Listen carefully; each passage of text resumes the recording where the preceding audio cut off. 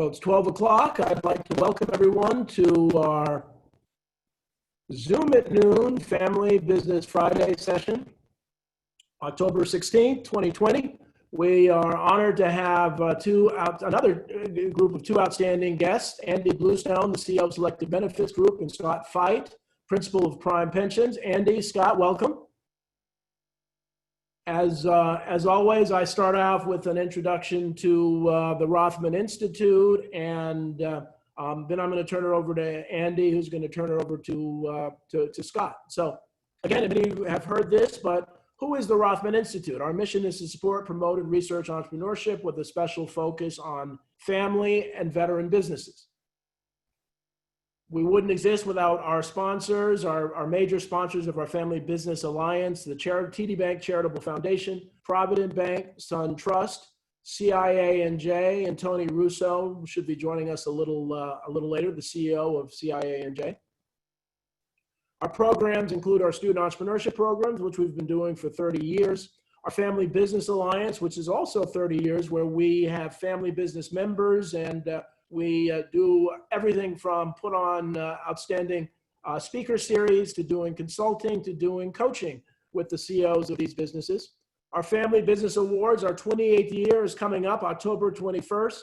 Hopefully everyone on this call will get an invite to the session, and we have a VIP reception afterwards. We'll talk about it in a second.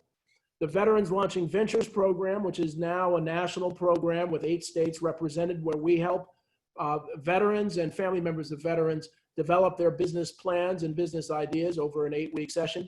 And then we have a small business series over the last 5 years that has really provided some innovative insights for small businesses. Well, next week is Family Business Week. This is the week that we developed last year to support family businesses around the world. We're encouraging everybody to identify and support a family business next week, if not every week of the year. Our website, Family Business Week, talks more about the program. We also have something called Shop Family NJ, where people can buy gift certificates for restaurants and others that have been shuttered by the pandemic. So it gives them some cash flow, some steady cash, so they can survive. I also have a TV show called Family Business World. It's on RVN TV network. It's streamed. We have it on our Family Business World website, as well as our YouTube page, Rothman Institute of Entrepreneurship. And what I do is talk to different family businesses and people who advise family businesses to really let the world know how important family businesses are to the American economy, why they're better places to shop, and what these businesses do to give back to the community. And so it's seen on rvntv.tv every Thursday at 10 a.m. and Thursday at 8 p.m. as well. Again, our Family Business Fridays, which we've been doing since the pandemic was officially announced.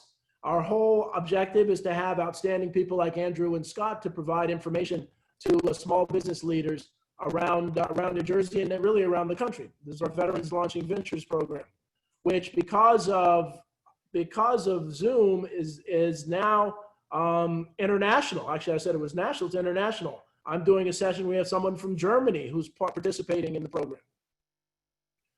This is our YouTube page. So the Rothman Institute of Entrepreneurship, Silverman College of Business, we have 7,450 subscribers to this. This video will be put on that page. So it gives people an access to get some business insights, to see the Family Business World TV show, and to see some of our previous lectures. And this is the big one that we're focusing on. Next Wednesday, as I said, our Family Business of the Year Awards, where we're going to announce, nobody knows the winners yet, we're going to announce the winners of the Family Business of the Year, under 10 million in sales, over 10 million in sales. And we have a special category for startup, for family business startup. At the end, we're going to have a VIP reception, which all of you are going to be invited to, with Tim Sullivan, the CEO of the New Jersey Economic Development Authority. If you don't know who Tim is, he is the guy that oversees a lot of the money that goes to New Jersey businesses. And if he's not enough, in addition, we have Al Tatone, who's the District Director of the U.S. Small Business Administration for New Jersey. So whenever there's federal money, they flow through Al Tatone's group to family and small businesses. So this is going to be a live discussion. We're not going to have a presentation. We want you to come with questions, and we're going to have them for about an hour afterwards after our session, probably about 1 o'clock or so. I had the opportunity to be on the Jersey Recovery Advisory Council, where we've been advising the governor's office on restarting Main Street. And again, this crisis, which has not gone away, is impacting small businesses who are the employers. Again, I show this because we all talk about how bad it was in 2009, 2010, when 700,000 was the peak week unemployment nationally. And you can see we hit almost 40 million people, and it's all because of the importance of small business. So all of you on this, I'm preaching to the choir, as my dad would say, but we need to get the word out about how important small businesses are to the American economy. And we're doing a lot with minority businesses. In the urban communities, they've been hit in many ways the hardest. So it's important to think about businesses that are in economically challenged communities. And this is one of my favorite slides, just to show the relationship between small businesses, almost 70% of the economy, and under 100 employees, under 500 employees, about 20%, and the big businesses are really only about 10%. So, and again, this is a chart showing, I won't go through all of this, a lot of the minority businesses that are out there, and they're in significant numbers. But this is the chart I want to show, is that when you have parity, when you have a proportional amount of support for these businesses and with minorities, you look at the paid employment as at 20.4 million. You look at what happens. So the red is under parity. So you look at number of firms, you look at paid employment and gross receipts. The economy does better when we support those businesses. So with that, the New Jersey, the governor's budget, $32.7 billion budget. Recently, some money has gone to EDA, about 70 million for small businesses. It's important for you to stay on top of this because there is money, and Tim Sullivan will be talking Wednesday about that. So with that, I want to turn it over to Andy Bluestone, who is a member of our advisory board at the Rothman Institute and a good friend. So Andy? Dale, thank you. First of all, it's just so exciting, Dale, that you're part of the Rothman Institute, and your leadership has been just fantastic across the board. The Institute has grown really rapidly under your leadership, and so many new programs have started, and the ones that were implemented are just continue to grow, even with your presence. So thank you for all you do for us, the community, and for Fairleigh Dickinson. Well, thank you, Andy. Thank you so much. Yeah, it's awesome. So, and thanks for inviting me and Scott today. We're in the retirement business. I am an advisor consultant in the retirement space, defined benefit space, defined contribution space that includes 401k plans, 403b nonprofit plans, 457 government plans. My company manages over 70 plans, close to $500 million of assets. Wow. And our primary responsibility is to the participant.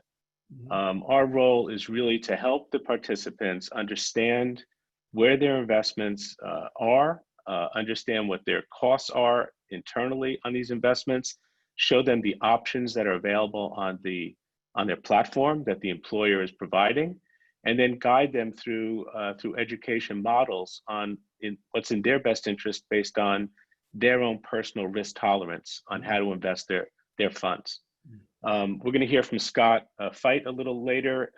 He's the third-party administrator for many of these plans, and his role is to help guide through the tax laws, the ERISA laws, the government regulations that we all need to conform to be able to provide these benefits to our employees. Dale posted one of my slides, which really talks to how we deliver our service as advisors and consultants. Primarily, we monitor, maintain, and revise plans consistently throughout the year. Usually quarterly or twice a year, we monitor to make sure that the investments are reaching their maximum potential.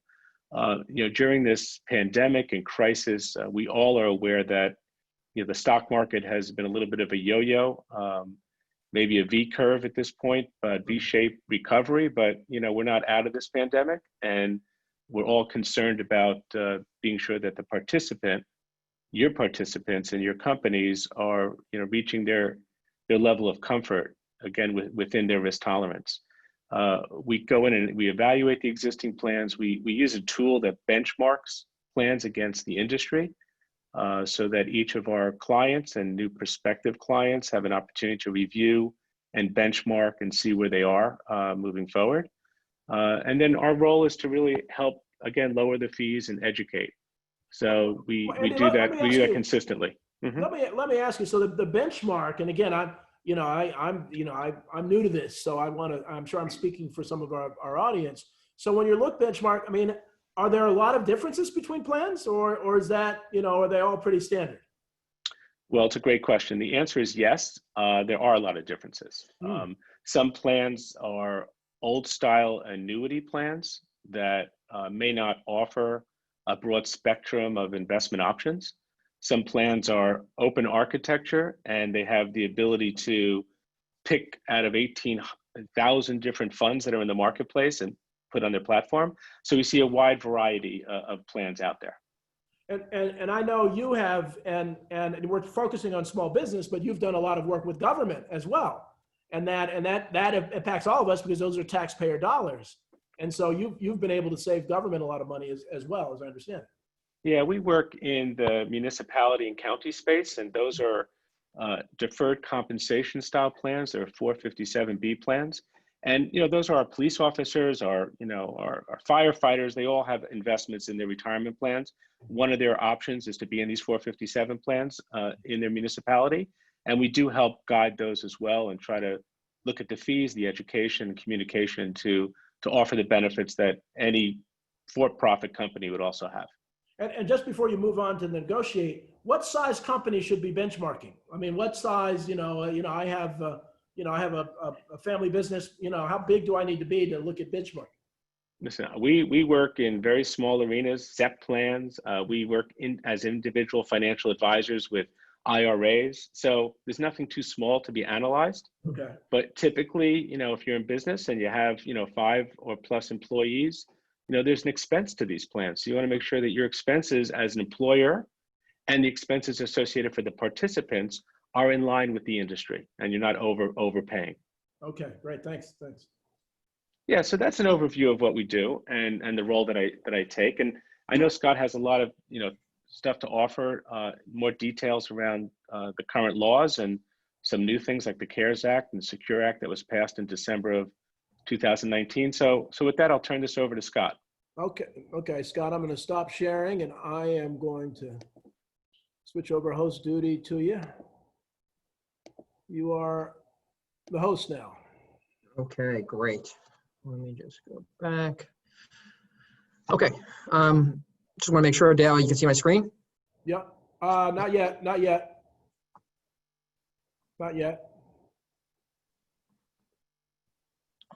Okay, do I have to accept it? It says host, me. Okay, give me 1 second. Yep. There you go. Okay. Good, everybody good now? Yep. Yeah, you can see. Okay, first, Dale, thanks. I really do appreciate you allowing me the opportunity to speak on retirement plans. Andy, thanks for also asking me. So my name is Scott Feit. I'm the owner of Prime Pensions. We're a small company in New Jersey, and we specialize with retirement plans. So over the next 20 minutes or so, I'm going to be talking about different types of plan designs, from 401ks, profit sharing plans, defined benefit plans that work extremely well with small businesses. Anywhere from one-person shop up to companies that have 50 employees, 100 employees, these plan designs will work. Feel free to ask any questions during the next 20, 30 minutes. And if it's something that's maybe not relevant to the specific topic that I'm discussing, but you want to go on a little bit of a tangent, I'm more than happy if that's something that interests you. So, okay, there are different types of retirement plans. Some of you have heard of what's called a SEP plan. A SEP plan is a type of retirement plan where this year you could put up $57,000 for yourself, but no more than 25% of payroll. SEP plans work extremely well when it's an owner only or an owner and a family member. But once there are employees, most companies gravitate towards 401k plans. So the first thing I'm going to be doing is talking about a 401k plan and what is a 401k plan and the different testing requirements that you see on the screen today. A 401k plan, just so we're all on the same page, is a type of retirement plan where employees and business owners can take money out of their own paycheck and help save for retirement. This year, 2020, an individual is allowed to save up to $19,500 out of their own paycheck as a 401k. Someone that's 50 or older, the IRS allows to do what's called the catch-up, an extra $6,500. So someone can put away this year up to $26,000 if they really wanted to. And on top of that, there are some company contributions, which we're going to talk about, called profit sharing and safe harbor. The first thing I want to do is just talk about with 401k plans, this page that I'm showing here, there's all different types of testing that's required by the government. And they really want to make sure that the plans are not discriminatory. They want to make sure that you're providing this plan to the employees, providing the education, which myself and Andy does on an annual basis, making sure that they're aware of it. So there's different types of testing, which we'll talk about in a little bit, and we'll talk about safe harbor. But I think the best thing to do is to go right into a scenario and analysis, and hopefully everybody can see here, and I can kind of walk you through. This is for a small business. We have an owner, and we have 5 employees.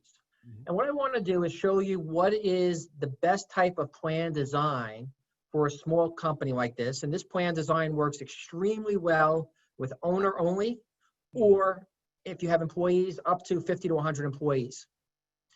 So what we see on the screen today is we have the 5 employees and we have everybody's salary. The next column that's listed is something called 401k, which I mentioned, and that's money that's come out of each person's paycheck. This is from their salary. This is where the company is not forcing them to put money into the plan. They have the option to contribute out of their own paycheck. Well, why would someone do that? Someone can do that because when you take money out of your paycheck, it's reducing your taxable income today. So you have the ability, if you look at employee 1, if someone's making $21,000 and they take $3,000 out of their paycheck and put it into the 401k, they are basically reducing their taxable income by $3,000. The business owner is over 50 years old, is allowed, as I mentioned before, to put away up to $26,000. You can stop right there. You can have a retirement plan for your small business and allow 401k contributions. But some business owners want to put away more than $26,000. So what they can do is they add another feature. The next column you'll see is called safe harbor. This is a type of company contribution. This is being paid by the company. And what it does is it represents 3% of everybody's salary. So everybody's getting 3% of pay across the board if you're eligible to participate in the plan. So let me just stop there for a second and explain. With these type of 401k plans, you're not required to allow employees to enter the plan immediately. A lot of small businesses, we probably have a little over 2,000 clients across the country, primarily New Jersey and New York. Most of them have a waiting period. They don't want employees to enter immediately.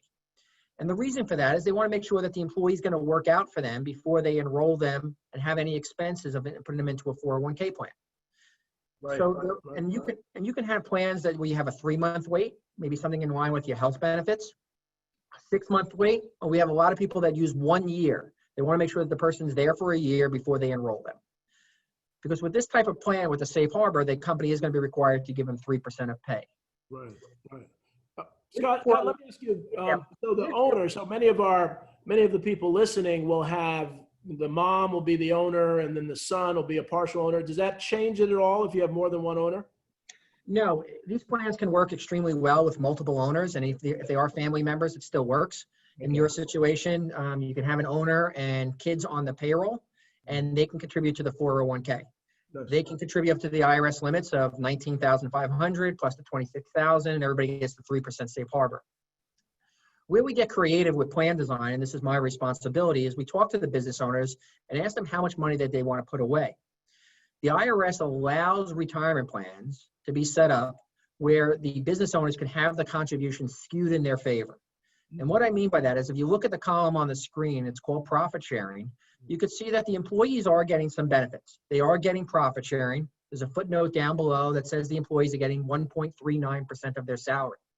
But the business owner is getting significantly more than 1.39%. Business owners getting about 10% of pay in profit sharing. So with these retirement plans, the IRS does want you to make sure that you're taking care of your employees. You're allowing them to contribute out of their own paycheck, and you will have to give them some type of company contributions, but the large share of the contributions can be given to yourself, the business owner, to the kids on the payroll. If you have parents or spouses on the payroll, you can skew the contributions in your favor. So a plan design like this, the business owner is getting $63,500, which you'll notice in the total column. Yeah. The employees are getting a little over $6,000. Most accountants, when they see this type of plan design, they're going to say it's a home run because the business owner is getting over 90% of the contributions. It's a lot better than taking it all as income, which you would normally do if you don't have this retirement plan, pay taxes on it, and maybe give anywhere between 30 and 45% to the government between federal and state taxes. So instead, what we're doing is instead of giving it to the IRS, you're shifting the contributions and you're giving the money to some of the employees. It's a great way to retain employees. And one other thing I want to mention on the profit sharing is that there's a vesting schedule.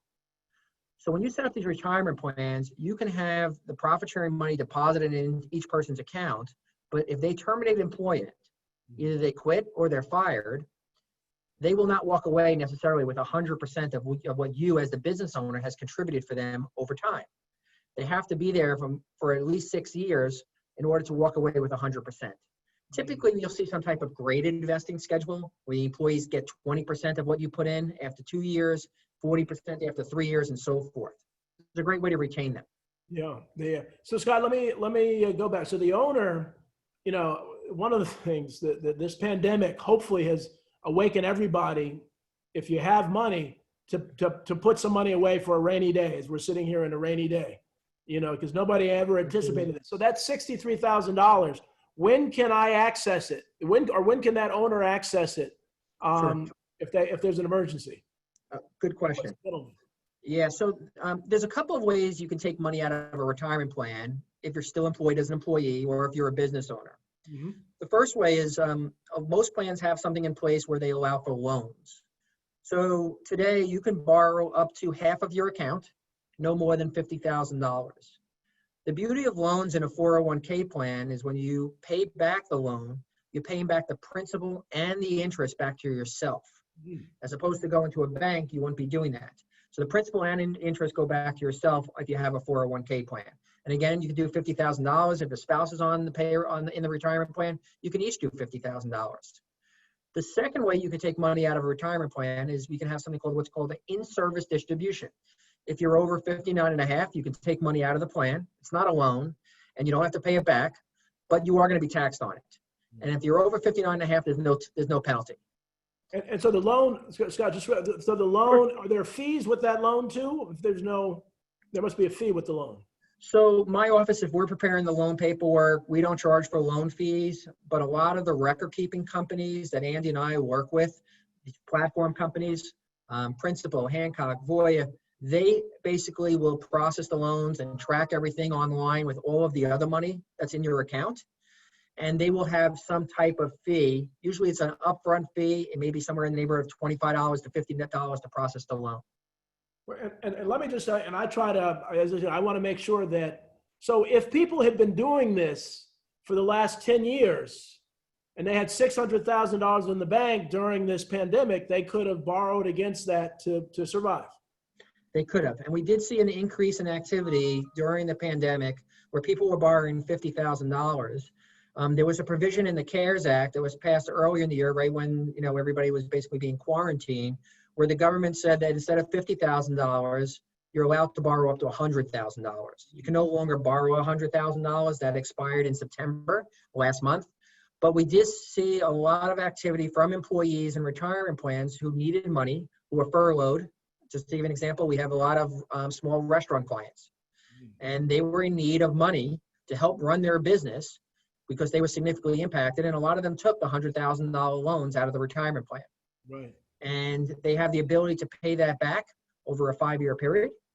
And again, the principal and the interest gets back to their account. Wonderful, thanks.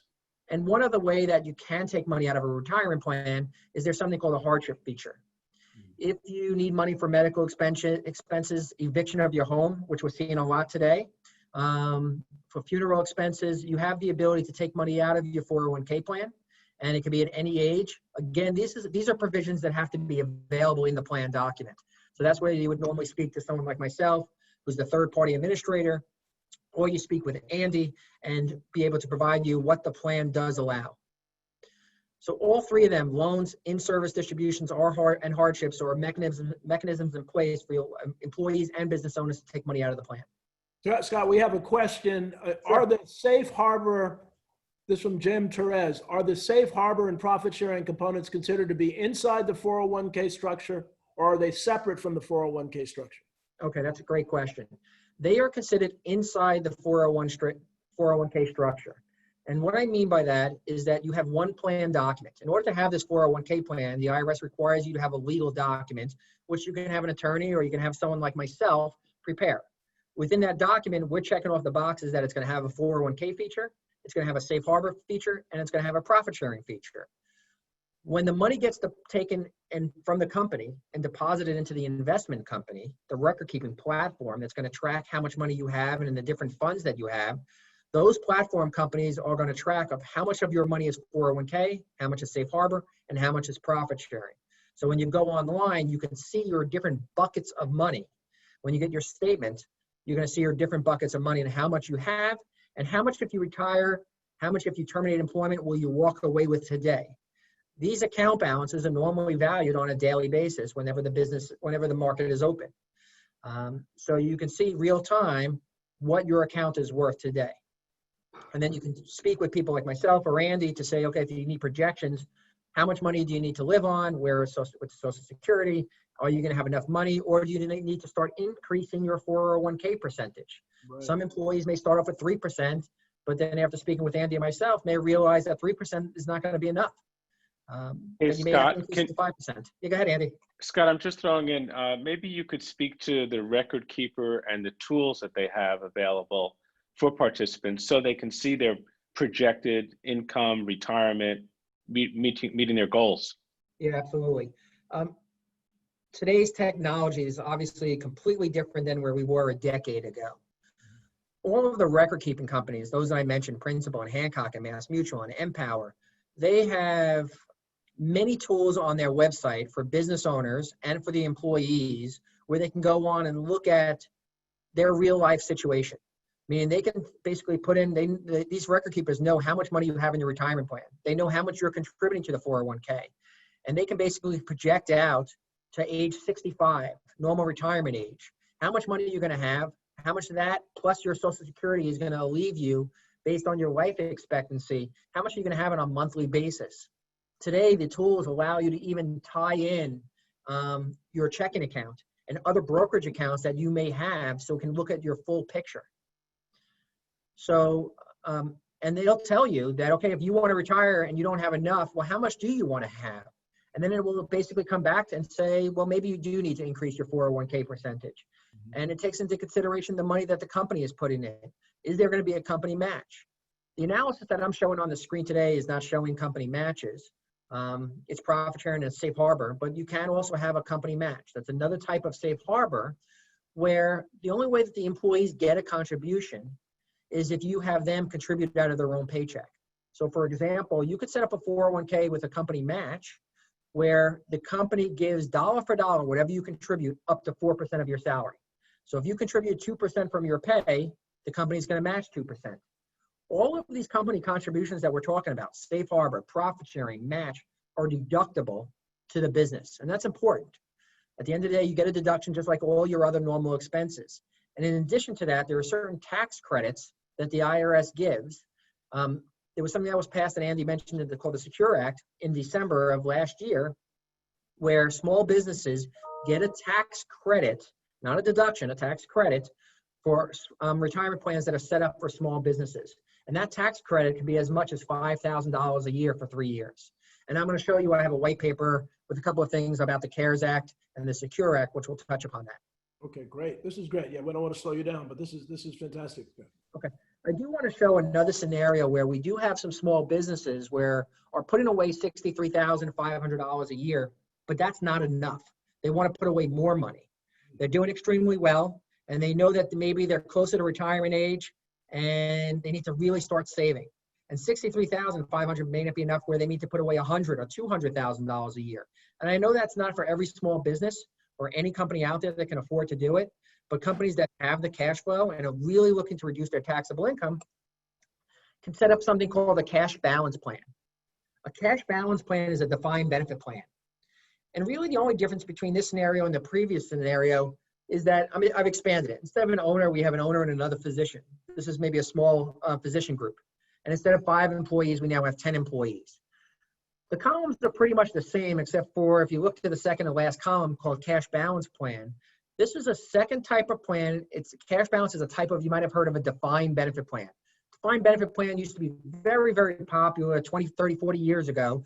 And then 401k plans took over. And now these type of cash balance plans have been surging over the last 10 years. And basically what you can do as a business owner, you could see this owner here, it's a function of age of how much you can put in, but this person could put away over $120,000. They put 125. And the cost for the employees is minimal. Yes, you have to give something to your staff, but the amount here is they're giving about $500 per person to your employees. So with 10 people, it's costing about $5,000, but it's allowing the business owner to shelter a significant amount to really reduce the income. So you'll notice in the total column that the business owner is putting away $188,000 and change and costing about $28,000 for the employees.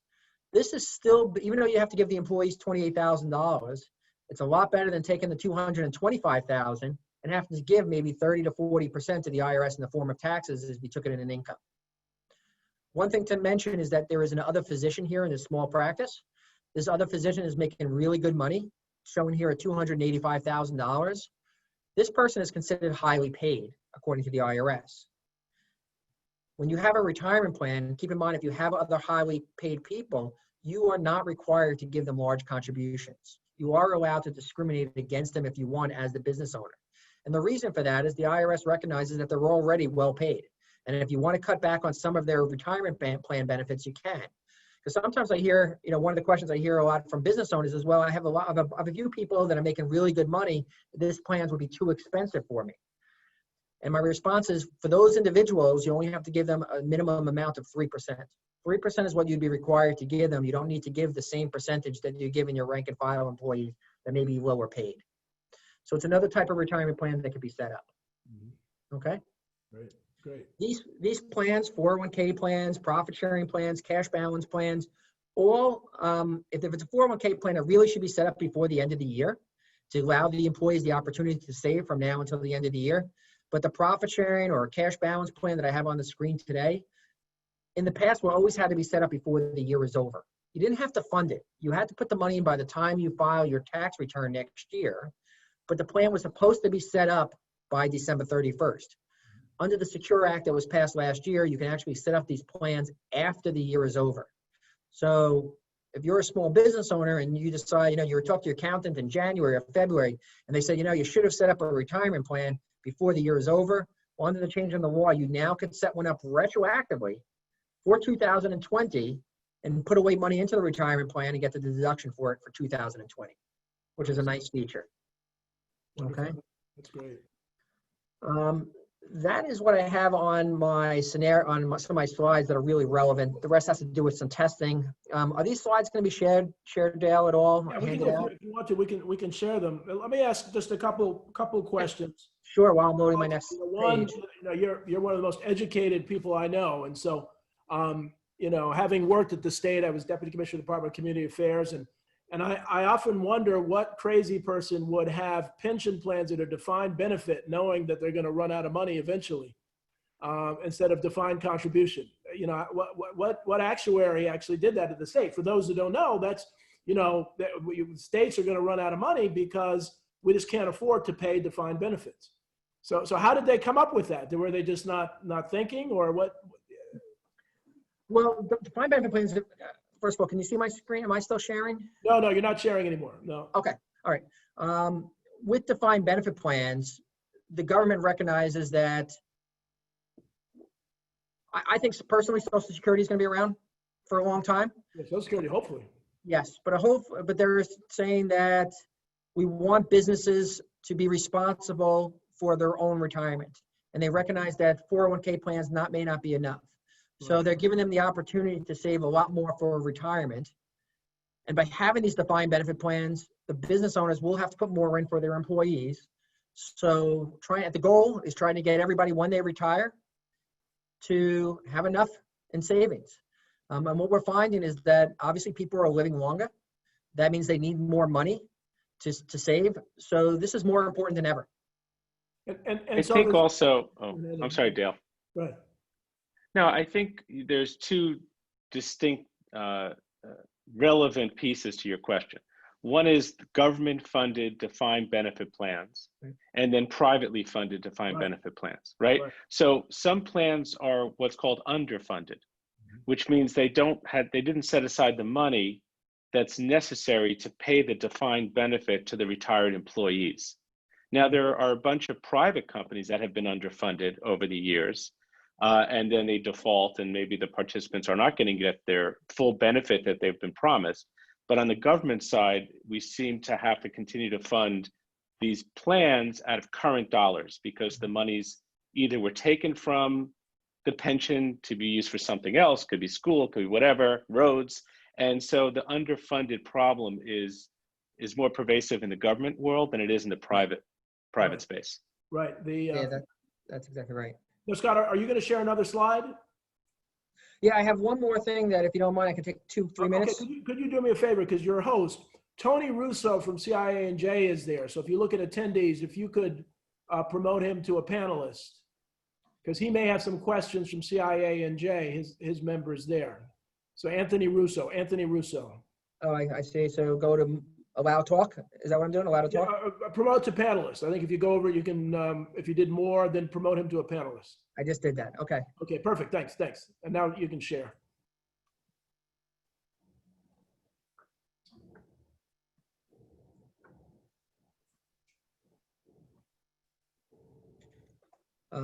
What I did want to spend 2 minutes on is that there was a CARES Act.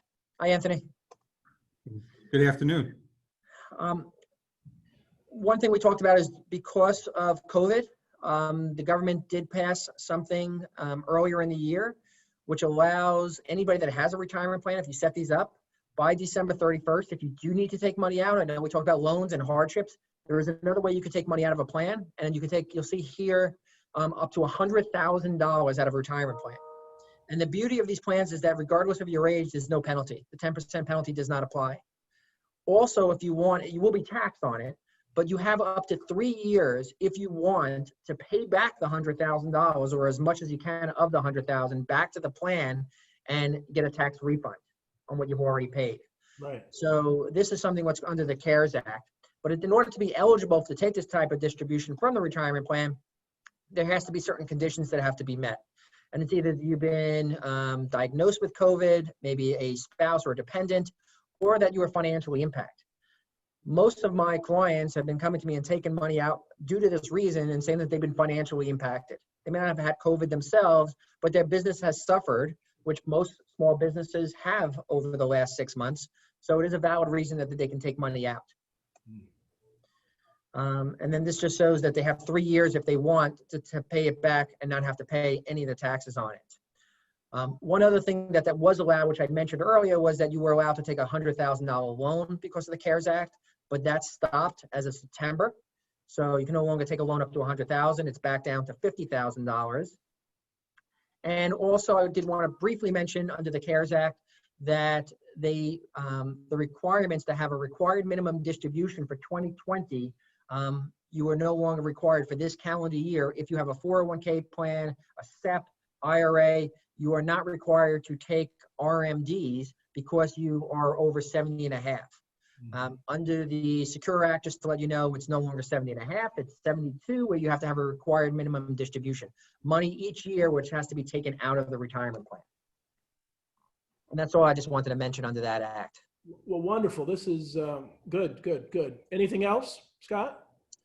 That was it on my end. Okay, good. No. Well, I have a few questions. And now Tony, who's the president of the Commerce and Industry Association of New Jersey, is on and represents a lot of businesses. Tony, I don't know if you have, these guys are experts. I don't know if you have any questions for them. And it was all useful information. Thanks. I'm just curious, with all the furloughs and layoffs that are going on, in your experience, how many, I guess, former employees stay on their former employers 401k plan, is that something that, you're allowed to just stay there indefinitely, or is there a time frame when you have to come off? And is it to the employer's advantage to have former employees stay on? Can you speak about just? Yes, absolutely. That's a great question. So we do hear that a lot from business owners if they have some turnover, and especially what's happened over the last 6 months. The rule is that small retirement plans are allowed to force employees out of the plan. The business owner can force them out of the plan if they have small balances. The IRS defines a small balance as someone that has under $5,000 in the plan. So if I have my own 401k for my employees and I have an employee that's under $5,000 and they leave, I can force them to take their money out. Typically, it's rolled into an IRA, so they don't get hit with taxes and penalties. If someone has over $5,000, I can't force them out of the plan. They can leave their money in the plan because maybe they're happy with the structure, they're happy with the investment choices, and at times that's not always necessarily a bad thing for my retirement plan to have an employee with a large balance in the plan. And Andy, maybe you can address this a little bit because sometimes if you have a lot more assets in the plan, your expenses could be lower.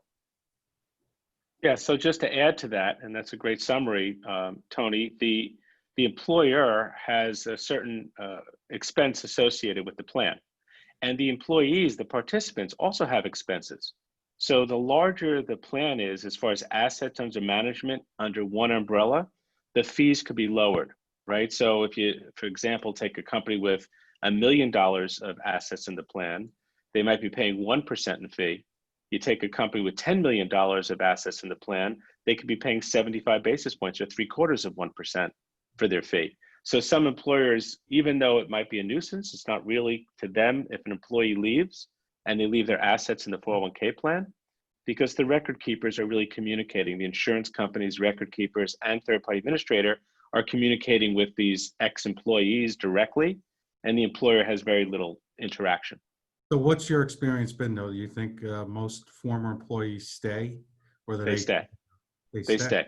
And the employer, there's another component to it. So as an employer, if you have over 100 employees, you need to have a special audit done, right? So that's an added expense. So employers that are on the fringe, Scott, I might be wrong, is it 100 or 120? It's over 120 to have 120. So if you're an employer and you have, let's say, I'm just making this up, you have 118 employees, you're not subject to a special audit. If you have 129, you might want 9 or 10 people to leave the plan so you don't have that extra audit expense if they're no longer working for the company. So, we encourage, most employers will encourage participants to leave with account balances below $5,000. That's typical. Just another follow-up question, Dale, if I can. Yeah, please. Obviously, when the pandemic hit, and I've talked to a lot of our members, a lot of them, if they couldn't furlough employees or laid them off, they took a salary cut, but a lot of them stopped matching contributions or anything like that. Are they under any obligation to repay whatever they stopped because of the pandemic? Like an employee match or employer match, I'm sorry.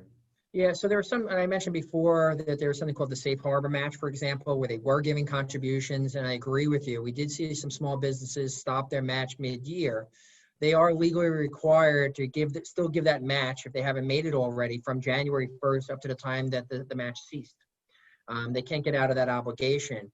In the CARES Act that was passed, there was no relief for small businesses to say that they don't have to pay that company contribution. So they are still required to do that. And what we're finding is that we're finding small businesses now coming back to us and say, we stopped the match and now we're in a better position. We want to continue the match or keep it going. And some have even said we want to do it retroactively. Okay. But if you're not obligated to do the retroactive if you're not. You're not. Okay. You're not. And the company match, if they had match or profit sharing, technically it's not supposed to or doesn't have to be funded into the plan until you file your tax return. So if you get an extension on your tax return, some businesses will have until September or October of 2021 to fund the match for the current year that we're in. So it does give them some more time to come up with the cash. Good, thank you. So Scott, is it fair to say though that plans that don't have the safe harbor feature, but have the profit sharing feature, that they don't have to make the match at any time? Correct. If they don't have a required safe harbor feature in their plan, there's probably just one or two other cases if the plan's what's called top heavy, but typically they don't have to make any type of company contribution. They can just allow the employees to contribute to the 401k. And if the company decides they don't want to put any money in, they can do that. And what they do one year doesn't dictate what they have to do the next year. So they can do nothing this year, take a year off, and then continue the profit sharing of the match in 2021. So Tony, if these questions come up from anybody in particular, one of the things you could advise them to do is look at their plan document. And in their plan document, the details will be there, whether they are forced to make a match or not. Yeah, no, I will. Thank you. Correct. So before, and I want to make sure, because this is a lot of information. It's great information. So Andy, how do people get in touch with you? What's your website and what's your phone number? Yeah, so if you Google my name, Andrew Bluestone, there's only one person that comes up before me, a lawyer in New York, and I can't seem to get him off that Google search. But Andrew Bluestone, my name of my company is Selective Benefits Group. And so just simply go to sbg.com and you'll find me. And if you Google me, you'll find me. Excellent. And Scott, what about you? How do we get a hold of you? Sure. Name of the company, same thing. If you want to look it up that way, it's Prime Pensions Inc. Prime Pensions Inc. And all my contact information is there as well. And my email address is my last name, which you see on the screen, which is Feit, F-E-I-T, at primepensionsinc.com.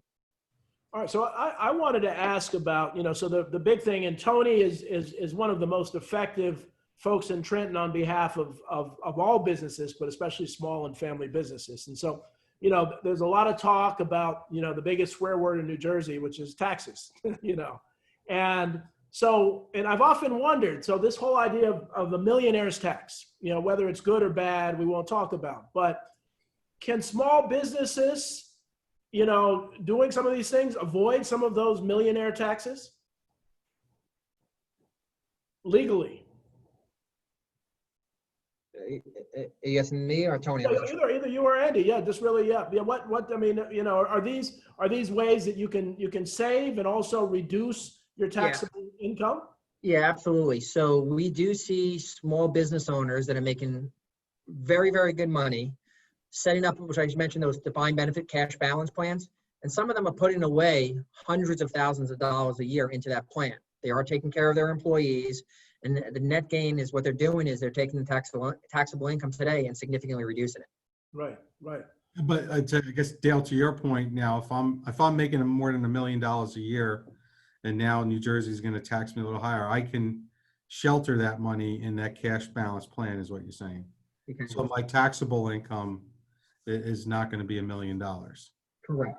It may be, And why wouldn't? it may be $500,000 because you may be able to put away $500,000 between the cash balance and the 401k, between you, spouse, kids, staff.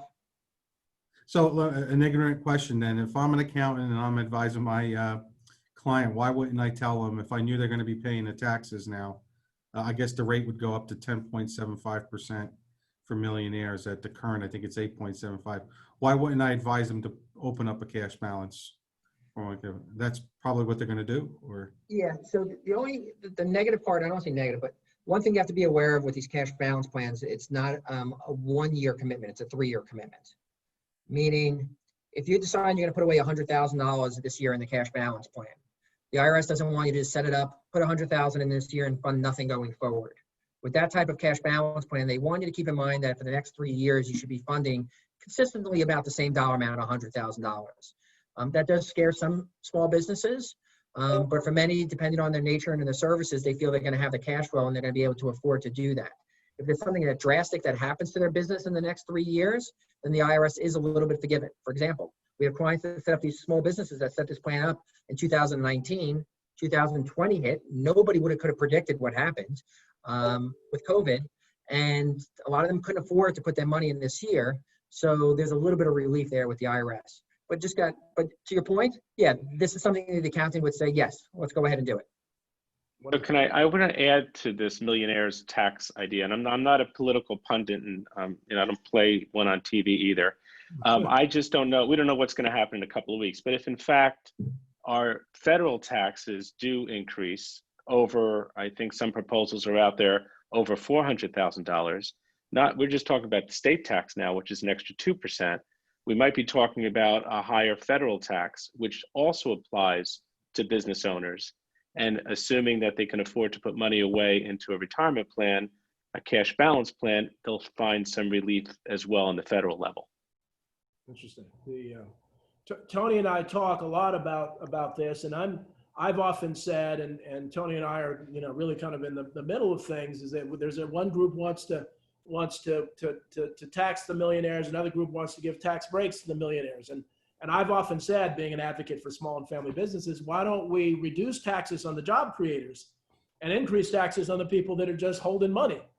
And so, but what I'm hearing you guys say is that the job creators do have some benefits, that if they're smart, they can really help them do things that person that just makes $1 million a year sitting on their duff doesn't have. Is that true? Am I interpreting this correctly? No. I think that's correct. Certain industries could really take more advantage than others as far as the current laws and the tax breaks that are involved, but yes. And I guess my next question is, one of the things that Tony and I talk all the time about, and again, the people who are regulars on this are preaching to the choir, about being advocates, about talking to people, the legislators and your councilwomen and men. But a lot of them, I don't think, are as aggressive as they are in taking advantage of these kinds of things. I mean, are you finding that, a lot of folks don't know about this? They don't really have they go to an accountant to do their taxes, but they don't do a tax planner. Is that, do you find that, or do you think most businesses have a tax planner? I tend to find that there are really good accountants out there, and they understand about these retirement plans, and they do recommend to their clients to take advantage of it. But there are some out there, accountants, that don't know much about the retirement plan space. Interesting. And they're just preparing tax returns, and they really don't, to me, maybe not necessarily providing a benefit to their clients. But this is something, to me, it's one of the largest deductions that a small business can take, is by having these type of retirement plans. And so what's the question? So I'm a small business person. I go to my accountant. What question should I ask the accountant to see if they have a sense of that? Well, they can always ask, to their accountant, I'm thinking of setting up a retirement plan. Based on my cash flow and my projections, can we discuss how much you think I can afford on an annual basis? And from there, the accountant can recommend a third-party administrator or a financial advisor, someone that they can speak with that can run projections. So what we normally do is we speak with our accountant and the client, and we get some census information. We find out how many employees they have, their dates of birth, their dates of hire, their salaries. And we run projections, what it would cost them to set up some of these type of retirement plans. And we can create it and design it around their cash flow, around their income, and how much money that they're looking to save. Well, when you ask that question, what should be a red flag? If they have an accountant and they ask that question, well, I don't know, you don't need retirement plans. Yeah. Are you retiring anytime soon? Yeah, if they say that, or if they always keep saying, you have employees, but set up some type of simple or SEP, then maybe they really don't understand how retirement plans work. Simples and SEPs, SEP certainly works for a solo practitioner, but when you have employees, SEPs don't make sense. They can be very expensive. So the best thing an accountant probably could do is probably tell you to reach out to somebody like Andy or myself that can help them create the best type of plan design. If they don't know anybody, if they don't know a third-party administrator or a financial advisor, then they probably don't have that experience. They're probably not aware of these type of retirement plans. Wonderful. I guess another question. Yeah. As an association, we actually have a lot of members that are sole practitioners, and they've often asked me, why doesn't the association offer a group 401k plan? I don't know if you've ever thought about something like that, or is that common out there? So I could take that, Tony. So there's some new rules that came out with this new Secure Act as well, but there's something called a multiple employer program, MEPS. And you can set up a multiple employer program through an association. That's a group of companies that are part of the same association, pay dues or whatever that looks like. And that will enable small businesses to be part of a much bigger plan, get the cost reductions of a bigger plan, but they still individually file their 5500 tax forms, but they get the advantage of a bigger plan. So we've been promoting and talking to a lot of associations and communities that have like-minded businesses that are associated in some way about these new MEP plans. So we're happy to discuss that with you, offline if you'd like. I guess I was talking to one attorney that was telling me that you just got to be careful about liability issues if you're going to, are you taking on a role as an administrator or not? Do you have any fiduciary responsibilities? Doesn't sound like it. It's pretty straightforward that you're joining the association, you're in this multiple employer program, but still each company or each individual, there's no liability back on the association, correct? Yeah, that's correct.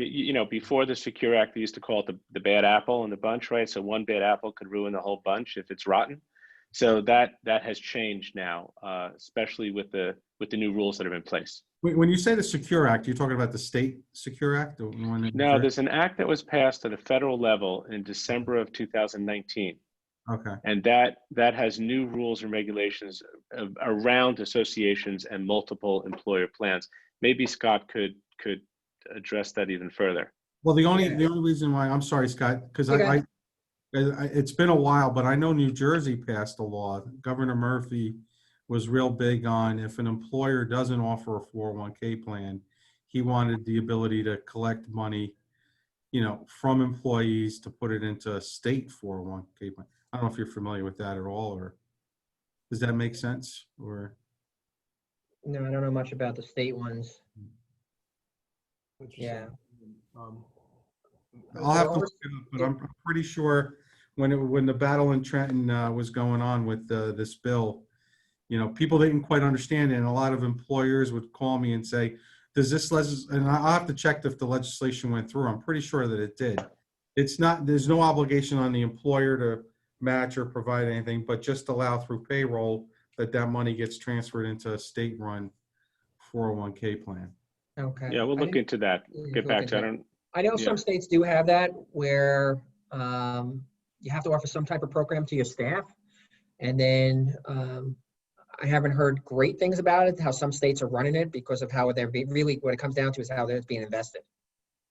Because I don't know if you have as much control. Right. Thank you. I'm reading some of the comments. One of our attendees, Courtney, wanted to learn more about the MEP plan, to bring in information to the New Jersey School Bus Contractors Association. So Andy, that'd be good for you to and I can connect you with Courtney, who's a friend of the institute. Happy to do that, Courtney. Great. And well, this is great, and so.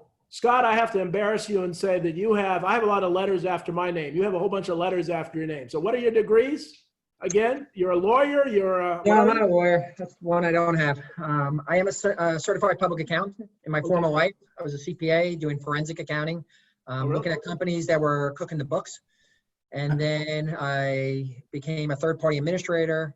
I am a enrolled retirement plan agent with the IRS. Means I'm qualified to look at retirement plans on their behalf.